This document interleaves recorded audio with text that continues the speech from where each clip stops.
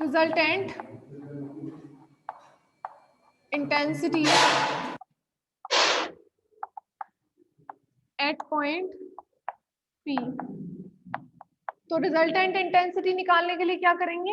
I is proportional to R square, then I equal to कितना आ जाएगा? R का स्क्वायर करना है आपको, ठीक है।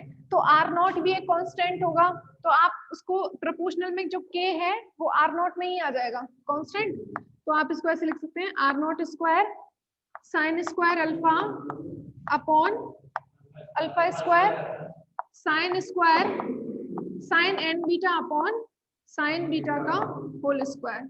ये आगे resultant intensity, equation number second. तो यहाँ पर आपको अल्फा एंड बीटा का वैल्यू तो पता है ना, अल्फा इक्वल्स टू है pi by lambda E sine theta and beta equals to है pi by lambda E plus B sine theta. तो रिजल्टेंट इंटेंसिटी में टू पार्ट्स हो रहे हैं अगेन, एक पार्ट ये है और एक पार्ट ये है। तो ये वाला पार्ट किसको रिप्रेजेंट करेगा? Diffraction, diffraction by each slit, ठीक है। ईच स्लिट का डिफ्रैक्शन को ये डिनोट कर रहा है एंड ये होगा इंटरफेरेंस टर्म। तो ये वाली हो जाएगी यहाँ पर डिफ्रैक्शन टर्म और ये होगी interference term by N slit.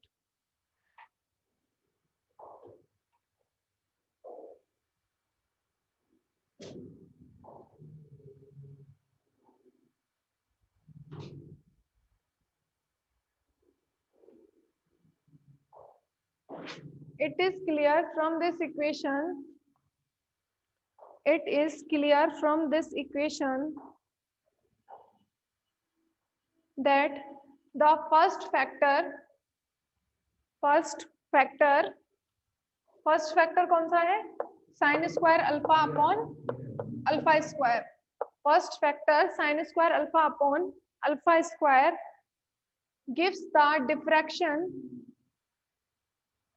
gives the diffraction due to each single slit,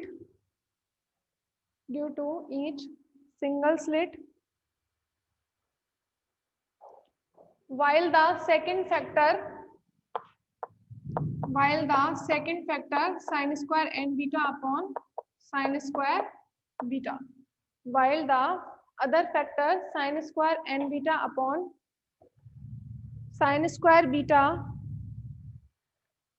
gives the interference due to n parallel slits.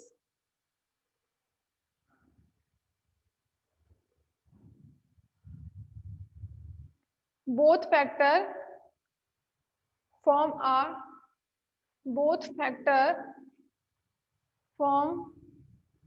a resultant diffraction pattern. Both factor form a resultant diffraction pattern. अब इसमें आगे start करेंगे। First dependence of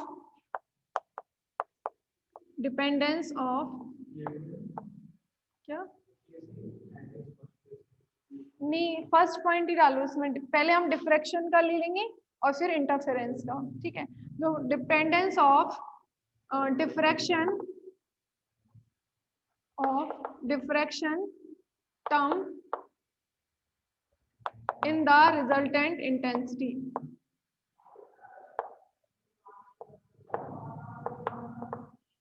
in the resultant intensity. Dependence of diffraction term in the resultant intensity. तो diffraction term कौन सी है? First वाली term I is proportional to sin square alpha upon alpha square, ठीक है। तो रिजल्टेंट में जो आपने पहले इसमें लिखा था, जो डबल स्लिट वाले में लिखा है ना, वही चीजें आपको यहाँ लिखनी है। डिफ्रैक्शन में क्या होगा? सेंटर मैक्सिमा होगा, फिर उसके बाद मिनिमास होंगे और सेकेंडरी मैक्सिमा। तो सबसे पहले आप लिखेंगे सेंटर मैक्सिमा। सेंटर मैक्सिमा की इंटेंसिटी क्या होती है? सबसे ज्यादा होती है। और सेंटर मैक्सिमा कब मिलता है? जब आपका थीटा कितना हो? 0 हो, यानी कि सभी रेज जो है सीधे जाती हैं जो, ठीक है।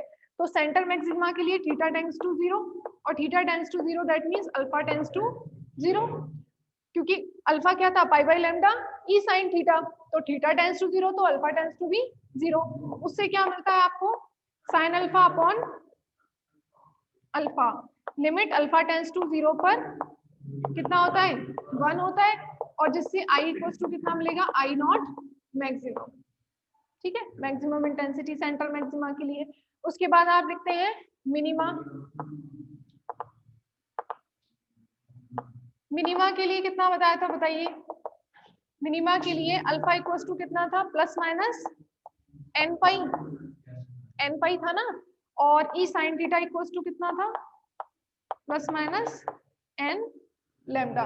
तो यहाँ से n equals to 1 2 3 and so on के लिए आपको फर्स्ट सेकंड थर्ड ऑर्डर के थर्ड ऑर्डर मिनिमा,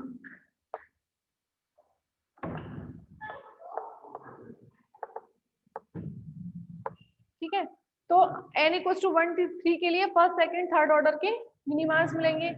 उसके बाद यहाँ पर आपने सेकेंडरी मैक्सिमा के लिए लिखा था, इसको रफ कर दूं क्या?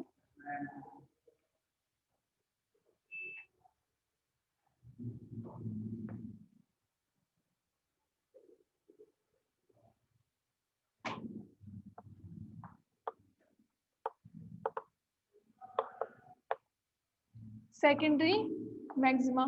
सेकेंडरी मैक्सिमा के लिए क्या कंडीशन थी? याद कीजिए, सेकेंडरी मैक्सिमा के लिए alpha equals to tan alpha, ये कंडीशन आई थी, alpha equals to tan alpha, ठीक है। इसको आपने ग्राफीय उससे ग्राफ से सॉल्व किया था, y equals to alpha, y equals to tan alpha. Intersection point से, इंटरसेक्शन पॉइंट कितने आए थे? 3 पाई बाई 2, 5 पाई बाई 2 और इस तरीके के 2n प्लस 1 पाई बाई 2। तो वहां पर अल्फा कितना आया था? 2n plus 1 pi by 2 for secondary maximas. तो यहाँ से N intensity I equals to कितना आएगा? यहाँ से देखना, मिनिमा के लिए एन पाई जैसे ही आप रखेंगे ना यहाँ पर, and alpha tends to 0, alpha not equals to 0, क्योंकि अल्फा इक्वल्स टू 0 तो आपने सेंटर मैक्सिमा के लिए लिख लिया था। मिनिमा में इसको एन पाई होना चाहिए, ठीक है, तभी तो 0 आएगी intensity. But alpha not equals to 0 होना चाहिए, ये चीज आपको ऑलरेडी बताई हुई है। Alpha not equals to 0 because alpha tends to 0 centre maxima के लिए होता है। और साइन अल्फा जब एन पाई होगा तो इंटेंसिटी आई कितनी मिलेगी? 0।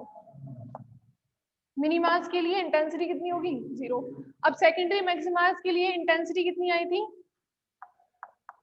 सेकेंडरी मैक्सिमास के लिए intensity 4 I not upon 2n plus 1 square pi square, इतना था। n इक्वल्स टू 1 रखेंगे तो यहाँ पर आएगा 3, ठीक है। और 3 का स्क्वायर 9 पाई स्क्वायर से आपने निकाला था ना आई नॉट अपॉन 22, फिर आई नॉट अपॉन 61। नहीं पढ़ते नहीं है ना घर पे, तो ध्यान कैसे रहेगा? ये तो बताए थे ना, सेकेंडरी मैक्सिमास के लिए इंटेंसिटी जो है डिक्रीज होती जाती है n equals to 1 2 3 and so on के लिए। अपनी नोट कॉपी में ही देख लो ना पीछे, सेकेंडरी मैक्सिमास के लिए इंटेंसिटी।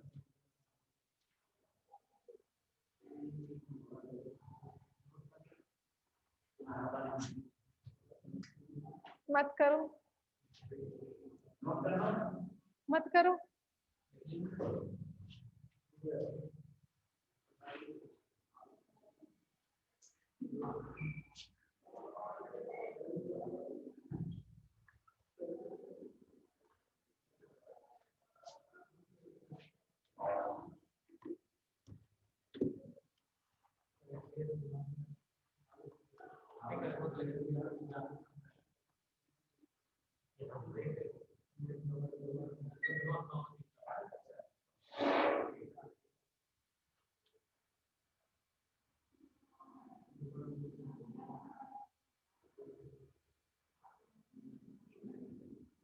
अब dependence of interference component interference component कौन सा है? Sine square N beta upon sine square beta. उसके लिए निकालेंगे minima and maxima.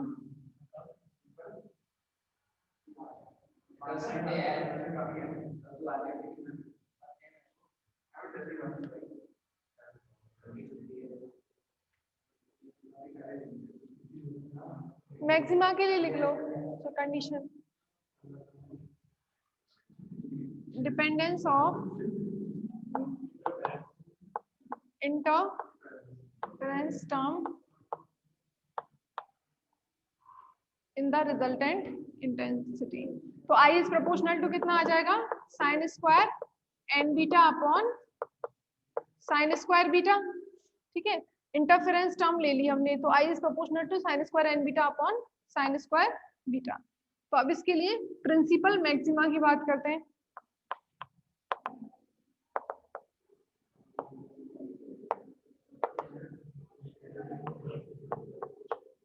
Principal maxima, maxima के लिए क्या होगा? इंटेंसिटी ज्यादा होनी चाहिए ना, इंटेंसिटी ज्यादा होनी चाहिए। उसके लिए यदि आप यहाँ पर एन बीटा टेंस टू कितना लेते हैं?